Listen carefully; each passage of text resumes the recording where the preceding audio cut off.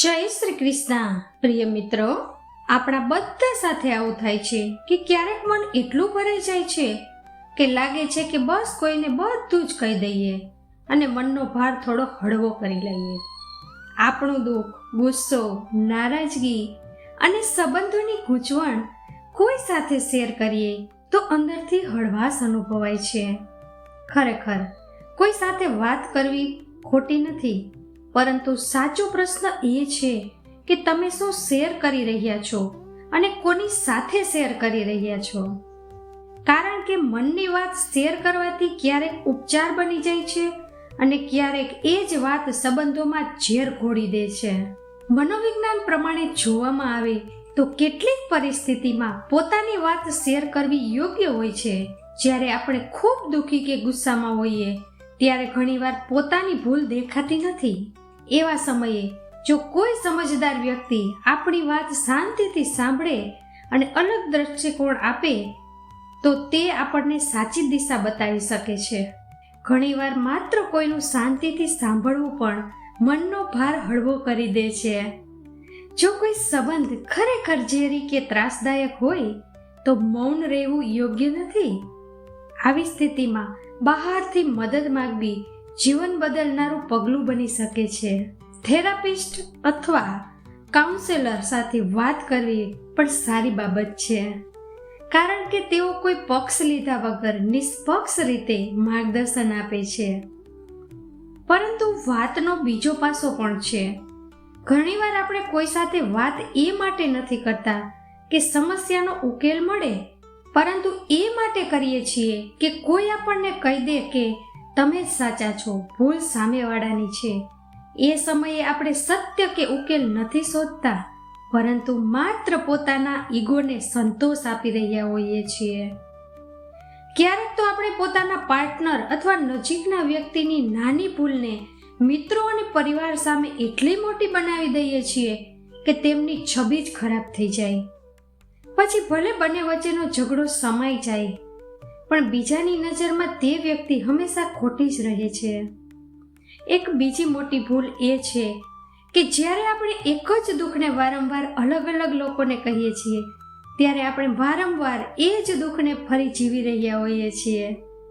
ધીમે ધીમે મગજને લાગે છે કે સમસ્યાનો ઉકેલ શોધવા કરતાં ફરિયાદ કરતા રહેવું વધારે સરળ છે. કોઈ સાથે પોતાની વાત શેર કરવી ખોટી નથી, પરંતુ તેમાં થોડા નિયમો ધ્યાનમાં રાખવા જરૂરી છે. સૌથી પહેલું છે યોગ્ય પસંદગી. દરેકને પોતાની કહાની ન કહો. એવા વ્યક્તિને પસંદ કરો જે તમને માત્ર ખુશ કરવા માટે નહીં, પણ સાચું કહેવા માટે તૈયાર હોય. બીજું છે હેતુ. પોતાને પૂછો કે શું હું ઉકેલ શોધી રહ્યો છું કે માત્ર સામેવાળાની ખરાબી બતાવવા માંગુ છું. ત્રીજું છે પ્રાઇવસી. દરેક સંબંધમાં કેટલીક બાબતો એવી હોય છે જે બે લોકો વચ્ચે જ પવિત્ર રહેવી જોઈએ. દરેક નાની મોટી વાતને દુનિયા સામે રજૂ કરવાથી સંબંધો નબળા પડે છે. સરળ શબ્દોમાં કહીએ તો જો કોઈ સાથે વાત કર્યા પછી તમારા મનમાં પોતાના સાથી અથવા સામેવાળા માટે વધુ નફરત જન્મે ને, તો સમજી લો કે તમે ખોટી વ્યક્તિ સાથે પોતાની વાત શેર કરી છે. પરંતુ જો વાત કર્યા પછી મન શાંત થાય અને તમને લાગે કે હવે હું બધું સમજદારીથી સામેવાળાથી વાત કરી શકું છું, તો સમજજો કે તમે યોગ્ય જગ્યાએ પોતાની વાત શેર કરી છે. અસલી સમજદારી દરેકને પોતાની કહાની કહેવામાં નથી, પરંતુ યોગ્ય સમયે યોગ્ય વ્યક્તિને યોગ્ય વાત કહેવામાં છે. એક વખતની વાત છે. સવારનો સમય હતો. ચારે તરફ હળવી ધુમ્મસ છવાયેલી હતી અને બે સાધુ શાંતિપૂર્ણ રસ્તા પર ચાલી રહ્યા હતા. બંને ભિક્ષુ મૌન, સ્થિર અને પોતાના માર્ગ પર કેન્દ્રિત હતા. ચાલતા ચાલતા તેઓ એક નદી પાસે પહોંચ્યા. નદીના કિનારે એક યુવતી ઊભી હતી. તે ખૂબ ગભરાયેલી હતી, કારણ કે પાણી ઊંડું હતું અને તે નદી પાર કરી શકતી નહોતી. પરંપરાના નિયમ પ્રમાણે ભિક્ષુકો સ્ત્રીને સ્પર્શ કરતા નથી. પહેલા ભિક્ષુકે નજર ઝુકાવી અને આગળ વધી ગયો, પરંતુ બીજા ભિક્ષુએ એક ક્ષણ માટે યુવતીની આંખોમાં જોયું. તેની લાચાર સ્થિતિને સમજી અને કોઈ વિચાર કર્યા વગર તેને સહારો આપીને નદી પાર કરાવી દીધી. પછી શાંતિથી આગળ વધ્યો. યુવતીએ તેનો આભાર માન્યો અને બંને સાધુ ફરી પોતાની યાત્રા પર નીકળી પડ્યા. ઘણા કલાકો વીતી ગયા, પરંતુ પેલા ભિક્ષુકના મનમાં વિચારોનું તોફાન ચાલી રહ્યું હતું. આખરે તે બોલ્યો, તમે નિયમ તોડ્યો છે, તમે એક સ્ત્રીને સ્પર્શ કર્યો છે, આ અનુશાસન વિરુદ્ધ છે. બીજો ભિક્ષુક શાંત રહ્યો, પછી ધીમેથી બોલ્યો, મેં તો તેને નદીના બીજા કિનારે જ છોડી દીધી હતી, પરંતુ તમે હજુ સુધી તેને મનમાં લઈને ચાલી રહ્યા છો. આ જ જીવનની સાચી હકીકત છે. આપણે બધા પહેલા ભિક્ષુ જેવા જ છીએ. ઘણી ઘટનાઓ તો થોડા સમય માટે જ બની છે, પરંતુ આપણે તેને કલાકો, દિવસો કે વર્ષો સુધી મનમાં પકડીને રાખીએ છીએ. દુઃખ ઘટનામાં નથી હોતું, પરંતુ તેને પકડી રાખવામાં હોય છે. સવાલ એ નથી કે આપણા જીવનમાં કોણ આવ્યું, કોણે શું કહ્યું કે કોણે આપણને દુઃખ આપ્યું. સાચો સવાલ એ છે કે આપણે એ વાતને કેટલો સમય સુધી મનમાં લઈને ફરીએ છીએ. નદી પાર કરાવનાર ભિક્ષુએ કોઈ મોટી સાધના નહોતી કરી. તેણે માત્ર એક જ કામ કર્યું હતું, છોડવાનું.